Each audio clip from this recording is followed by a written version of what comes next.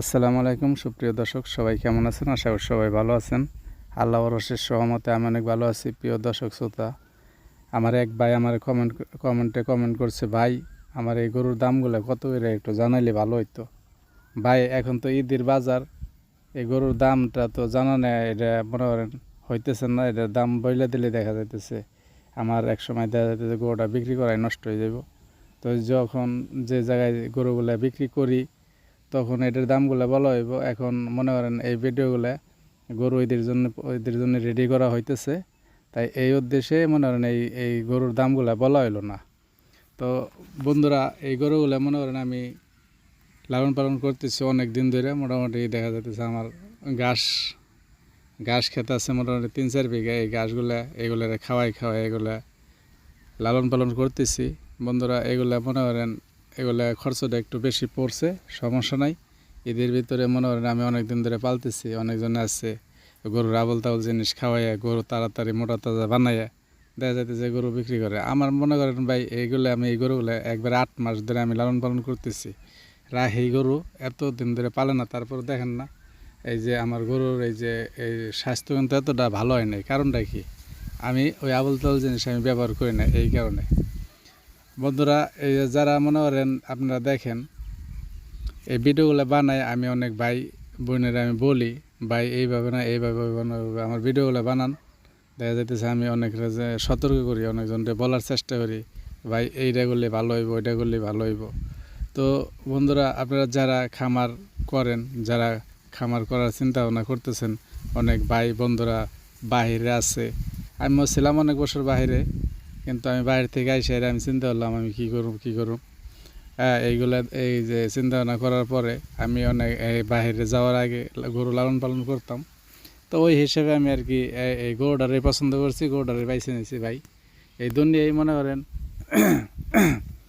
গরু যারা কিনবেন, যারা পালবেন, ভাই আপনারা এই যে মনে করেন অনেক ভাই আমার কিন্তু কমেন্ট বক্সে জানতে চাইছে মনে করেন এই যে আমার ঘরটা কত টাকা খরচ হয়েছে, কত টাকা কি আপনি কী করলাম এই ঘরটা, এই যে গরুর গোড়া বানাইছি, গরুর খানার চারি বানাইছি, এগুলো সব কিছু নিয়ে মনে করেন আমার ঘরটা কত টাকা খরচ হয়েছে। ভাই আমি একটা জিনিস বলি, এত বড় ঘর আপনারা না দিলেও পারেন। এই ঘরটা মনে করেন আমরা দিছি, এটা আমার এখন তো আমার একটা স্বপ্ন। আমি এটা মনে করেন আমি দিমো, একটা আমার খামার দিমো, এটা হলো আমার একটা স্বপ্ন। তো আমি দিছি মনে করেন এটা। এখন আপনারা নতুন অবস্থায় কোনো ভাই যদি আগে থেকে গরু লালন পালন করেন, তাহলে ওই ভাই তো গরুর একটা কষ্টর একটা খাম আছে। গরু কিন্তু অনেক কষ্ট করে লালন পালন করা লাগে। ওইটা যদি মনে করেন কষ্ট কইরে যদি আপনি শিখার পরে যারা নতুনই আছেন, যারা কষ্ট মষ্ট করে ছোটো মোটো একটা ঘর দিয়ে গরু 4-5টা লালন পালন করেন 2-1 বছর, দেখেন এটাতে আপনার ফিডব্যাক কেমন আসতেছে, আপনার লাভ লস কেমন হইতেছে, তাহলে আপনি জানতে পারবেন। তারপরে এসব এত বড় ঘর দেওয়ার একটা চিন্তা ভাবনা আপনারা করতে পারেন, এত বড় ঘর দেওয়ার একটা চিন্তা ভাবনা আপনারা করতে পারেন। ভাই তা এই ঘর মনে করেন দিলেই তো টাকা খরচ করে দেওয়াই যায়। এই টাকাতে আপনারা গরু লালন পালন করবেন, গরু 4-5টা কিনে গরু পালবেন, গরু পাইলে লাভ করে তারপর দেখবেন এটা খরচ কত, লাভ কত। এত বড় ঘর দিয়ে হাইরে টাকাগুলো আপনারা খাটাই হেলাইলেন অন্য জায়গায়, দেখা যাইতেছে পকেটে পরে টাকা নাই, তাহলে আর একটা সমস্যা। তা ওগুলা করা যাবে না ভাই। আপনারা যারা প্রথম যে ভাই বোনেরা আপনারা খামার দেওয়ার চিন্তা ভাবনা করতেছেন, ভাই আমি বারবার বলি, ভাই ঘরের এত বড় ঘর না দিয়ে গরু আগে গরু ওই যে দেখেন না বড় বড় খামারে গরু ছাইরে দিতে হয়, গরু ওই যে দিন বেড়ে বাইরেই থাকে, ও ঘর লাগে না, বুঝছেন নি? তো এগুলা এত পুস্তা করে এত পোক্ত করে ঘর না দিলেও আপনারা পারেন। আপনারা 2-1 বছর শেখার পরে এটার কষ্টটা যদি আপনার শরীরে মানায়, তাইলে ভাই আপনার ঘরটর দিয়ে বড় করে ঘরটর দিয়ে গরু লালন পালন করেন।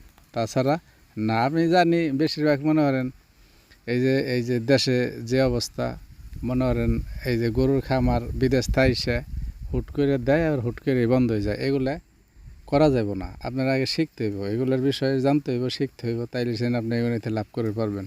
এই যে আমি 4 বিঘা ঘাস লাগাইছি, 4 বিঘা ঘাস আমি রোপণ করছি। এই ঘাসগুলো কিন্তু আমার এই গরুর ডেইলি দুই ভ্যান করে আমি ঘাস নিয়ে খাওয়াই, 1 ভ্যান করে ঘাস নিয়ে খাওয়াই। তো মনে করেন আগে হলো ঘাস আপনি রোপণ করতে হইব, পরে গরু কিনতে হইব। এই যে হলো 1 নম্বর একটা, এটা হলো 100% হাসা কথা, বুঝছেন নি? আপনি ঘাস রোপণ করা ছাড়া গরু কিনলে ওই গরুতেই লস হইব। আপনি কবেন আমি কুড়ে বসে খাওয়াই খেটের খাওয়াই গরু পালম, এটা সম্ভব না। এটাতে সম্ভব একভাবে, ওই যে ট্যাবলেট ওই যে ইঞ্জেকশন মাইরে গরু ফুলাই ফেলাইয়া তারপর পরে বেচল লাগবো, বুঝছেন নি? এটি করা যাবে না। আপনার ঘাস, এটির খাদ্য, এটি আপনার প্রথমে এটি রোপণ করুন, পরে গরু কিনবেন ভাই। এগুলো হইলে তাহলে আপনারা গরুতে লাভবান হইতে পারবেন। তো যাই হোক বন্ধুরা, আমার এই গরুর দাম আমার এক ভাই জানতে চাইছিল, ওই ভাইয়ের উদ্দেশ্যে আমি ভিডিওটা বানান। আমার এই কথাগুলো আপনারা বুঝবেন, বোঝার চেষ্টা করবেন।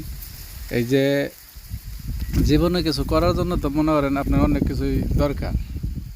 হ্যাঁ, টাকা একটা গুরুত্বপূর্ণ জিনিস। টাকা কামাবে রইলে সেটা মনে করেন আপনাদের এই গরুর লালন পালন করে আপনারা কোটি কোটি টাকা আয় করতে পারেন, কোনো সমস্যা নাই। আপনারা একটা জিনিস, এই জিনিসটা মন থেকে করতে হইব, বুঝে শুনে করতে হইব। হুট করে টাকা পয়সা নষ্ট করা যাবে না। টাকা পয়সা নষ্ট করলেই দেখা যাইতেছে আপনাদের চালানপাতি নষ্ট হয়ে গেল। তো সবাই ভালো থাকবেন ভাই। আর আমার কথাবার্তা ভালো লাগলে আমার ফলো করবেন। আমার চ্যানেলের নাম সিস্টার এগ্রো। আশা করি চ্যানেলটা সাবস্ক্রাইব করে দেবেন, লাইক করবেন, শেয়ার করে আপনার বন্ধুদের দেখার সুযোগ করে দেবেন। ভালো থাকবেন। আসসালামু আলাইকুম।